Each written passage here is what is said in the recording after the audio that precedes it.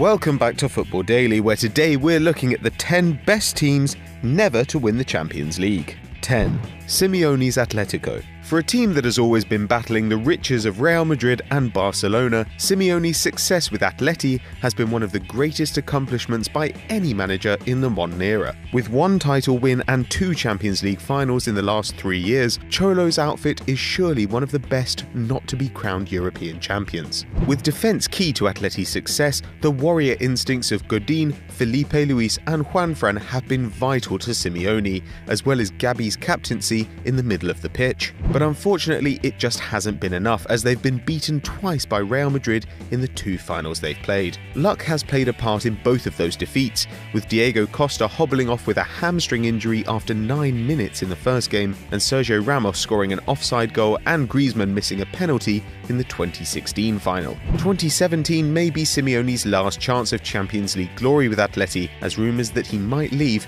become stronger after he shortened his contract. But it remains to be seen whether he can finally guide Los Colchoneros to the pinnacle of European football. 9. Leeds 1975. The 1975 European Cup final was a tale of 2 teams struggling domestically, but who found great form playing abroad. Leeds were coming to the end of the era that Don Revie helped build, and a European Cup would have topped it all off, whilst Udo Lattek was sacked near the start of the season by Bayern Munich, and they ended up finishing in 10th place. Regardless of Leeds' ageing squad, they were seen to have dominated the current holders of the cup, but were very aggressive in the tackle. Terry Yorath forced an early sub for Bayern defender Bjorn Andersen in a collision that Uli Hoeneß described as the most brutal foul I've ever seen, whilst Frank Gray essentially ended Hoeneß' career with a tackle that led to a serious knee injury. The game finished 2-0 to Bayern, and afterwards Revie's squad fell apart, and so did Leeds' success. The Whites would not reach a final of a competition again until 1996. They lost that one as well. 8. Mourinho's Chelsea. The team which still holds the record for the highest number of points in a Premier League season, Mourinho's Chelsea side of 04-05 was capable of winning much more than just the title and a League Cup. In fact, they seemed to be crushing the Champions League that year. They topped their group by 5 points, and then the Blues drew Barca in the round of 16, managing to win 5-4 on aggregate against a side containing Ronaldinho and Eto'o at the peak of their powers. Despite that monumental victory, the draw wasn't kind to them again, but despite getting Bayern, they managed to see them off. It looked like the stars were aligning for a perfect debut season for Mourinho, until they faced Liverpool in the semis. A bore draw at Stamford Bridge led to a nervy tie at Anfield, and it was only 4 minutes before Luis Garcia scored the infamous ghost goal, and the Blues failed to recover. Luck wasn't on Chelsea's side, as the ball almost certainly didn't cross the line, and Mourinho failed to win a Champions League with his first English side. 7. Roma 1984. Champions of Italy a season before their European Cup run, Roma reached their first final in the competition, enjoying a relatively easy ride on the way with an exceptional amount of talent on display. Falcao, Conti and Pruzzo cruised past Göteborg, Sofia, Dinamo Berlin and Dundee United to face the might of Liverpool. Liverpool were on their way to a 4th European Cup victory and were on course for a treble that season, having won the League and the League Cup. But due to the final being played in Roma's home stadium, they were the bookies' favourite to end the Reds' hot streak. The match itself was a tight affair, with the scores level at 1-1 after injury time, and Roma's first chance at European glory was to be decided by penalties. Despite Liverpool missing their first, Roma failed to take advantage, and Alan Kennedy slotted away the winner to take the European Cup back to Merseyside. Roma haven't been able to reach the Champions League final ever since. 6. Madrid and the Quinta del Buitre. Los Blancos absolutely dominated Spanish football during the 80s, winning 5 consecutive titles as well as 2 Copas del Rey and 2 UEFA Cups. This was largely thanks to La Quinta del Buitre, the 5-man core of the team, consisting of Butragueño, Manuel Sanchis, Vázquez, Michel and Miguel Pardeza. But there's one trophy missing from Madrid's cabinet during this period,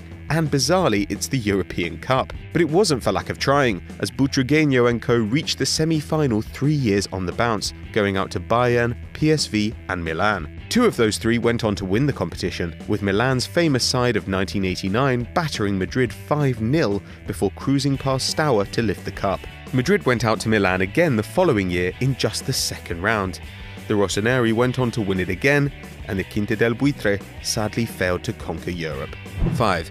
Valencia 2000 and 2001. Valencia have always remained one of Spain's biggest clubs and have had modest success, with their best performances coming in the early 2000s. They won 2 league titles in 2002 and 2004, but just before that, Los Che fans suffered heartbreak in 2 consecutive Champions League finals. With Canizares in goal and Gaizka Mendieta as captain, Valencia recorded some memorable victories in both runs to the final. They beat the likes of Lazio, Barcelona, Arsenal and Leeds before facing Madrid and Bayern in the 2 showpiece games. The first final was a 3-0 battering, but the second was a close encounter, finishing 1-1 after extra time as Bayern and Valencia had to take on a penalty shootout. It looked good early on as Paulo Sergio blasted Bayern's first over the bar, while Mendieta slotted one away, but it wouldn't last. Zajovic and Carboni missed one after the other, before Pellegrino saw the last pen saved by Oliver Kahn. Canizares was in tears and the Volcano ended his celebrations just to console him. Valencia haven't been close to a Champions League final since. They did win a UEFA Cup in 2004, but somehow we doubt that makes up for it. 4. Borussia Mönchengladbach 1977. It might be hard to believe now, but Borussia Mönchengladbach were an absolute force during the 70s. Die Fohlen won 5 titles in 7 years, with the likes of Bertie Vogts, Jupp Heynckes and Alan Simonsen all playing starring roles. 1977 was the opportunity for Mönchengladbach to assert their European dominance. It was their first time reaching the European Cup final, and Liverpool's first time too, with a win for either side almost certainly being the start of a dynasty for each club. As you could probably guess, Liverpool came out on top and would win the European Cup 3 more times in the next 7 years. For Die Borussen, however, it was a different story. They failed to win the league ever since, but did manage to win their second UEFA Cup just 2 years later. 3. Arsenal Invincibles. Arsenal managed to do something that will never be replicated in the Premier League back in the 03-04 season, as they went through the whole campaign unbeaten, becoming the only side in England to have a golden Premier League trophy. But there will always be a lingering thought that this side could have, and probably should have, won more than they did. Cruising the league by 11 points, Arsenal crashed out of the League Cup, getting defeated by Middlesbrough, and they lost 1-0 to United in the same round of the FA Cup. However, their big second-leg tie in the Champions League against Chelsea was just a few days later. After drawing 1-1 at Stamford Bridge, Henri, Pires, Bergkamp and co were firm favourites to go through, and a goal by Reyes just before half-time seemed to seal the deal for the Gunners. But Lampard scored in the 50th minute before Wayne Bridge, yes, Wayne Bridge, broke Gunners' hearts 3 minutes from time. Thierry Henry led Arsenal to a Champions League final loss against Barca 2 years later, but you can't help but feel that 2004 was their best chance, especially when the finalists that year were eventually Monaco and Porto.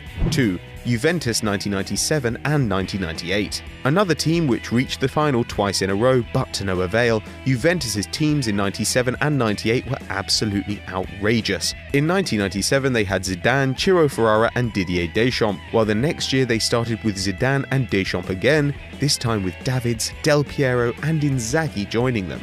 The first final they lined up against Dortmund, who had Ballon d'Or winner Matthias Sammer as a sweeper, and the now tactical genius Paul Lambert as a holding midfielder. Though the Scot may not be the best manager, he was a rugged player and man-marked Zidane out of the game, as BVB ran out 3-1 winners, capped off by a beautiful Lars Ricken goal. Lippi's men were in the final the next year to avenge the previous season's defeat, but once again they were outclassed. They fell short against a star-studded Madrid side, with Predrag Mijatovic scoring the only goal in a 1-0 win.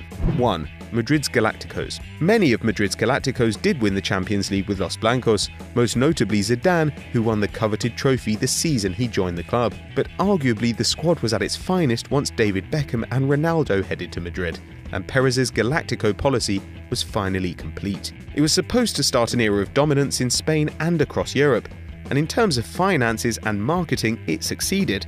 But on the pitch, it was nothing short of a failure. Madrid failed to win a league title for 3 years once Beckham signed, and their record in the Champions League was even worse. Reaching the quarter-finals in 2004, Los Blancos would go on to be knocked out of the last 16 for 5 seasons in a row. That's almost as bad as Arsenal's European challenges this decade. Madrid eventually did win the title in 2007 though, where David Beckham was the only Perez-signed Galactico left in the squad. So we hope you enjoyed that. Don't forget to leave your thoughts in the comments below. If you enjoyed this video, there's another one playing on screen right now. And as ever guys, don't forget to like and subscribe.